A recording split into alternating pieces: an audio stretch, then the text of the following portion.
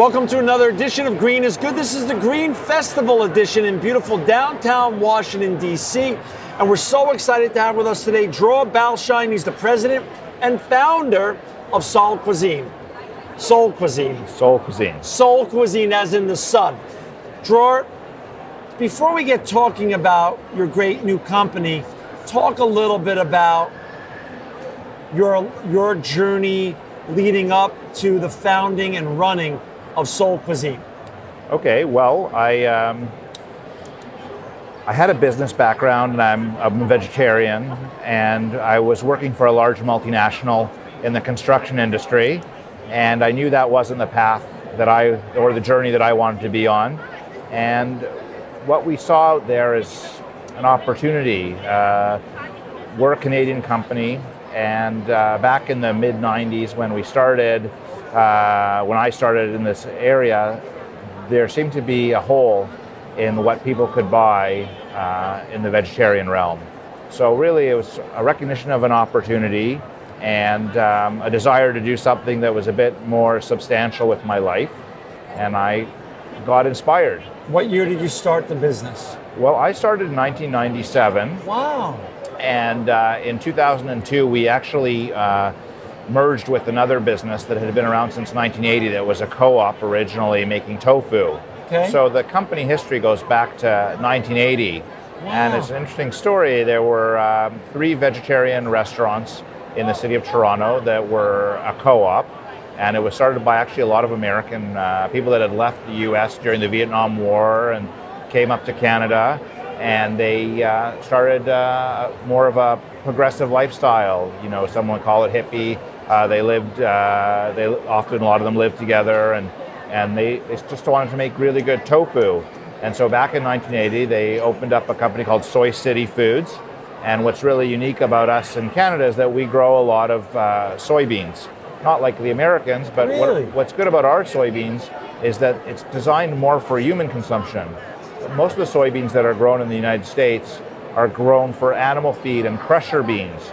So they're grown to feed to livestock and to make oil.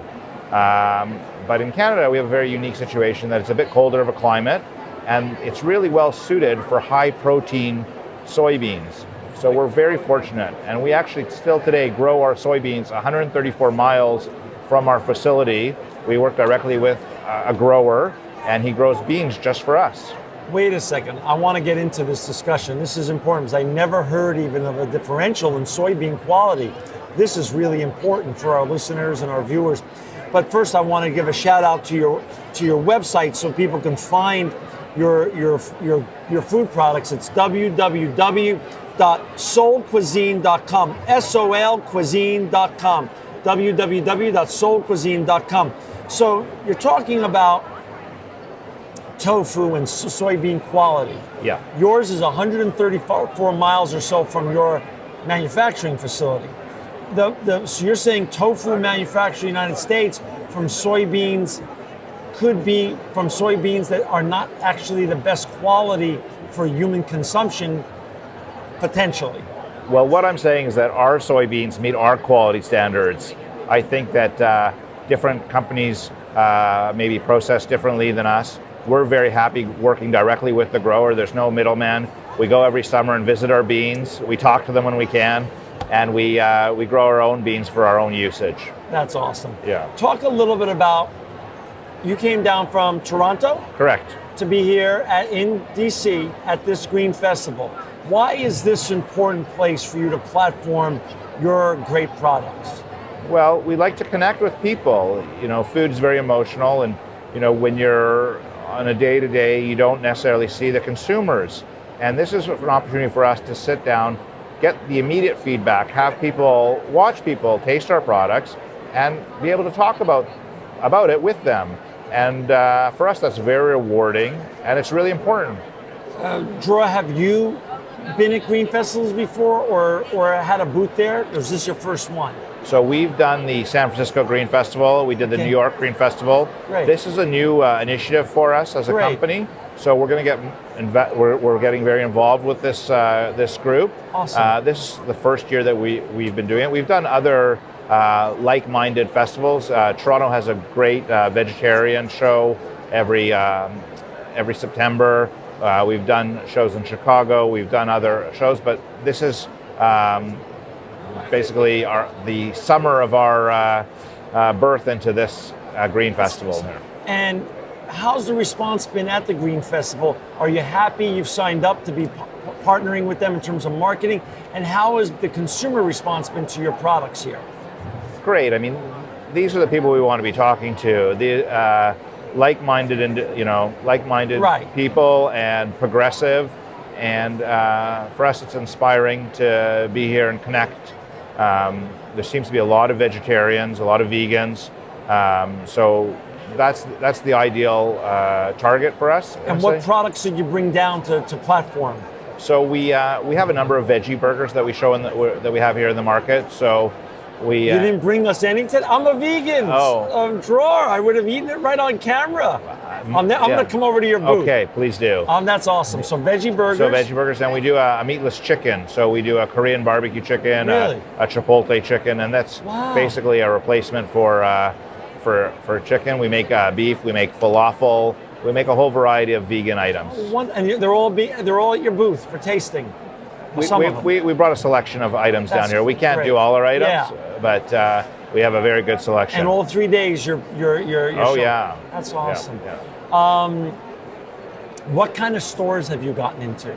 So we're in a lot of independent natural food stores. We're also in local stores here in the DC area, like Mom's, Roots. We're in Whole Foods. We're in Giant. We're in some mass market stores. How many Whole Foods in the United States, or how many? I know there's many districts. Are you in many districts? Or? Yeah, we're in all the Whole Foods across the country. Yep. That's awesome. And so, talk a little bit about the quality of your product in terms of the rage now seems to be the headline and the trend line is non-GMO. Talk a little bit about your product and the importance of being non-GMO. Right. So all our products are non-GMO verified. And why is that? That's very significant because we're using alternative protein. So there's not a lot of other companies that have been able to achieve that with soy. Wow. One of the unique features is, in the United States, 96% of soy that's grown is genetically modified. In Canada, it's still 50-50, so we're very fortunate. And so we have non-GMO verifications. We're also wheat and gluten-free. We're kosher, we're halal. We taste great. And we're gluten-free certified. I think I mentioned that already. Yeah. But but you seem like you were an early visionary in this space.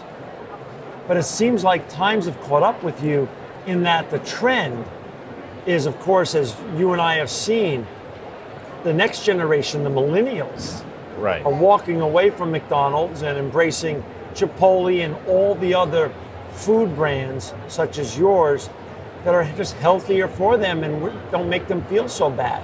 Yeah, I don't think it's only millennials. I think it's across the board. I honestly believe there's a seismic shift going on in the way people eat. Yep. And I think it exists with baby boomers that are being told by their doctors to cut down on saturated fats. You're right. It's people that are, I think we're around the same vintage. I'm a vegan. So I think just there's more awareness. Some food companies have gotten so big, and the markets just change, and people want to connect with where their food comes from. I know the numbers in Canada. There's $5 billion being purchased at farmers markets in Canada just in the last few years. So if the United States is 10 times as large, assuming that's $50 billion just through farmers markets, and that didn't exist 5-10 years ago. Wow. People are really trying to connect with where their food comes from, and so are we, even as producers. How many times since you've grown the company and started your company, Sol Cuisine, and again, for our listeners and viewers out there, it's www.solcuisine.com. How big is the company now? Without giving numbers away, how many times has it grown in size, though, since its inception? Well, we're growing nicely.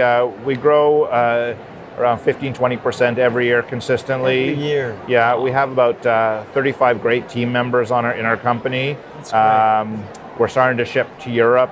We're talking to people in South America now. How about Asia? Really, not yet. Not yet, but it's coming. Well, food. The word SOL stands for sustainable, organic, and local.